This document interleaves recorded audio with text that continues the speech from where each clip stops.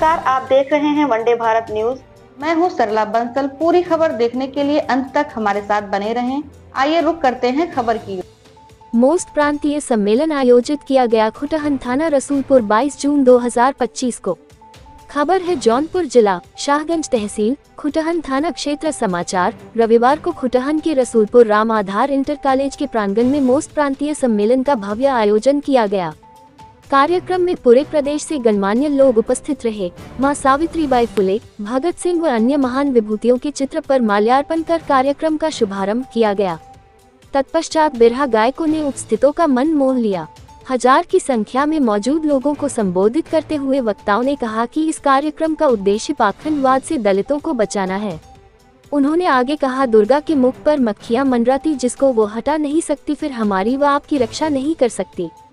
काली, लक्ष्मी, सरस्वती ये तीनों झूठ की देवियां हैं। कृष्ण और राम को यादव समाज पूजना बंद करेंगे या गोबर में भगवान देखना बंद करें और विज्ञान को अपनाएं। कार्यक्रम दलितों पिछड़ों के जीवन स्तर में सुधार के लिए आयोजित था, लेकिन कुछ लोग राजनीतिक मंच बना दिए। देवी देवता के अपमान के गलियारे से पीडीए पर चर्चा शुरू हो गई है।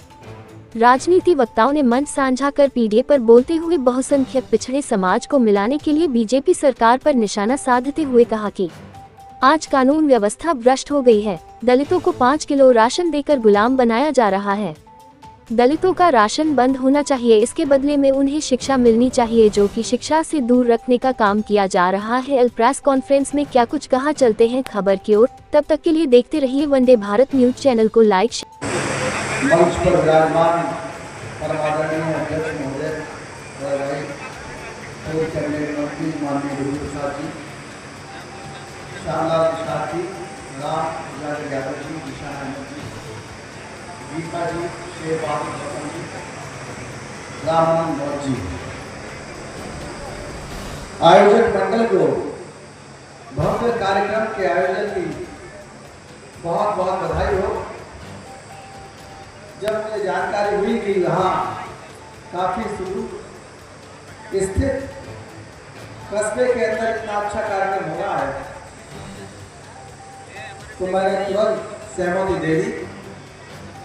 अभी राम उजागर जी ने कहा कि हमारा पोस्टर में नाम और फोटो नहीं है, तो अगर पोस्टर में नाम और फोटो देखते रहेंगे तो फिर बहुजन एकता हो गई, फिर बहुजन एकता नहीं हो पाएगी। जिस समाज के अंदर अच्छाई, त्याग और मेहनत करने का जज्बा नहीं है, वो अगर नाम के चक्कर में पड़ा रहेगा तो वो इकट्ठा नहीं हो सकता।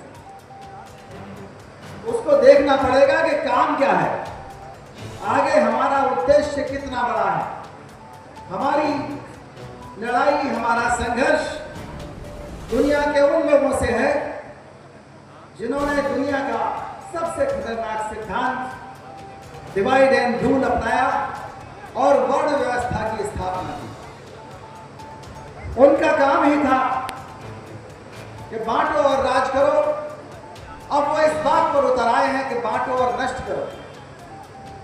पूरी तरह से नष्ट वो नहीं करना चाहते, बस उतनी जान छोड़ना चाहते हैं जितने के ऐसे काम, जो काम शूद्रों के लिए उन्होंने छोड़े थे, विहित किए थे, वो काम बचे रहे।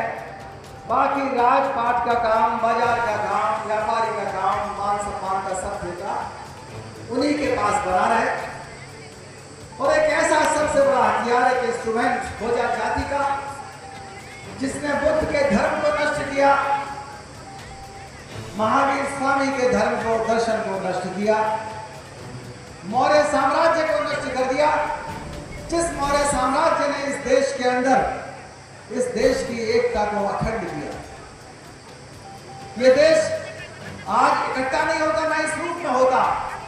चंद्रगुप्त मौर्य ने सबसे बड़े जो राजा थे 5, वो इकट्ठा किए थे और सिर्फ कलिंग का राज रह गया था, उड़ीसा का, उसको जीता था।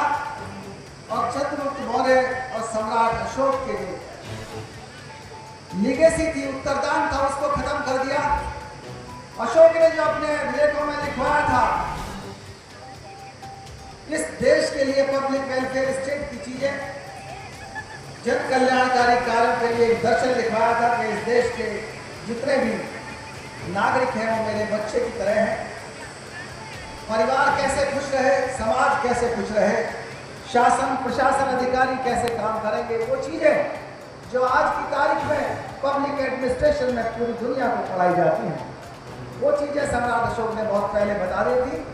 लेकिन जाति व्यवस्था ने उसको भी इस हद तक तोड़ा कि जब कुछ दिन पहले मैं गया, लगभग 15-20 साल पहले की बात होगी, एक बुद्ध विहार का उद्घाटन करने गया तो शाक्य और मौर्यों ने ही उस बुद्ध विहार के पीछे लगा दिया शाक्य बुद्ध विहार।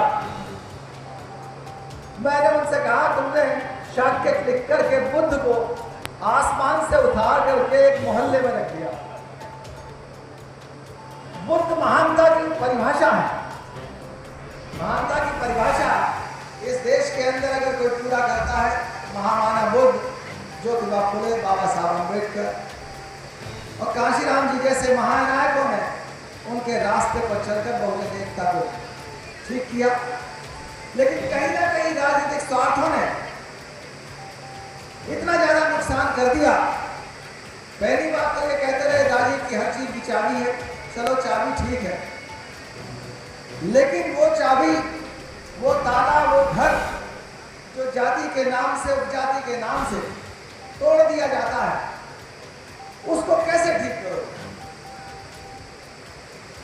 डिवाइड एंड रूल, बांटो और राज करो के दर्शन को कैसे ठीक करोगे? बिना जातिवाद खत्म किए, बिना उपजातिवाद खत्म किए। और जब तक जातिवाद उपजातिवाद खत्म नहीं होते, तब तक इस देश में चाहे राजनीतिक उपलब्धि कितनी भी हो जाए, तब तक एक स्थायी तौर पर शासन प्रशासन बहुजनों के हाथ में नहीं आ सकता। आज डॉक्टर अंबेडकर के संविधान से समाज को इस समय बचने का प्रयास कर रहा है।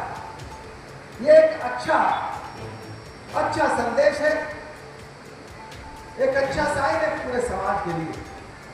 लेकिन जो संविधान से लाभान्वित है, उनको यह ज्ञान कराना जरूरी है कि हमको संविधान का समर्थन करना चाहिए। संविधान का समर्थन schedule caste, schedule tribe, other backward classes या माइनॉरिटीज को क्यों करना चाहिए, महिलाओं को क्यों करना चाहिए? मुझे बहुत अच्छा लगा कि बाम सेट की तर्ज पर ही आपने मोस्ट नाम रखा, वही इंग्रेडिएंट रखे। कुछ लोगों ने पीडीए बनाया, दर्शन अच्छा है, इकट्ठा करना चाहते हैं, वही बहुजन समाज है। इसके पीछे तो क्यों बहुजन समाज बनाने की आवश्यकता है? क्योंकि हमारी हिस्सेदारी कम है। शेड्यूल कास्ट के भी जज नहीं है भी तो कठपुतली की तरह है। अदर बैकवर्ड क्लासेस के भी जज नहीं है। अगर एक आध कहीं है हाई कोर्ट वगैरह में, तो वो भी किसी न किसी वजह से है। माइनॉरिटीज के हैं तो वो भी, उनको भी कभी इलेक्शन कमीशन में डाले, चाहे जुडिशरी में, उनको भी कठपुतली बना के रखा जाता है, क्योंकि संख्या कम है, हिस्सेदारी कम है। इसकी आवश्यकता है मोस्ट के कल्याण की, मोस्ट को इकट्ठा करने की, बाम सेट के लोगों को इकट्ठा करने की। चाहे सांसद हो, चाहे जुडिशरी हो, चाहे ब्यूरोक्रेसी हो, सभी जगह हमारी हिस्सेदारी कम है। इसलिए हम सबको इकट्ठा हो जाना चाहिए। और जिस जाति का आनंद लेकर के आप अलग अलग चलते हैं, जाति ने आपको एक ट्रेनिंग दी है बहुत बढ़िया, उस ट्रेनिंग के अंदर एक विचार आता है और अधिकतर लोगों को, लगभग 99% लोगों को यह एहसास होता है कि हम किसी ना किसी से तो ऊंचे हैं। सवर्ण समाज को यह डर लगा रहता है हमेशा कि कहीं कोई ऐसी व्यवस्था ना आ जाए कि जिस व्यवस्था के अंदर हमारे बच्चों को वो काम करने पड़ जाए जो शूद्रों को करने होते हैं। तो वो चाहे किसी भी पार्टी में रहे, यहाँ पार्टियां नहीं है इस देश के अंदर। पार्टियां सिर्फ वर्ण व्यवस्था के वर्ण की हैं और वो इकट्ठा है। जो संविधान विरोधी वर्ण है वो पूरी तरह से इकट्ठा है। उनके एक कॉकस बनी हुई है कि तुम बाजार पर नियंत्रण रखो, तुम खेतों पे दादागिरी रखो, हथियार चलाना, और हम पूजा ग्रहों पर दादागिरी करेंगे। हम लोगों को मूर्ख बनाएंगे, तुम लोगों को ठगना और ये लोग मारेंगे। तो 95% क्या पूरा 99% की महिलाएं जो है वो भी उसी उत्पीड़न का शिकार है। लेकिन महिलाएं कितनी भी पढ़ी लिखी हो जाए इस देश की, वो महिला अपने आप को समतामूलक समाज के लिए समर्पित नहीं करना चाहती। वो ये जानती है, जो भी पुरोहित की मिसेज है, पुरोहित की जीवन साथी है, उसको ये मालूम है कि समतामूलक समाज अगर हो गया तो हमारा हस्बैंड लात मारना तो बंद कर देगा हमें, लेकिन हमारे पैर जो ठकुराइन छूती है, जमींदारनी छूती है, सेठानी छू लेती है और जो शूद्रानी छू लेती है, वो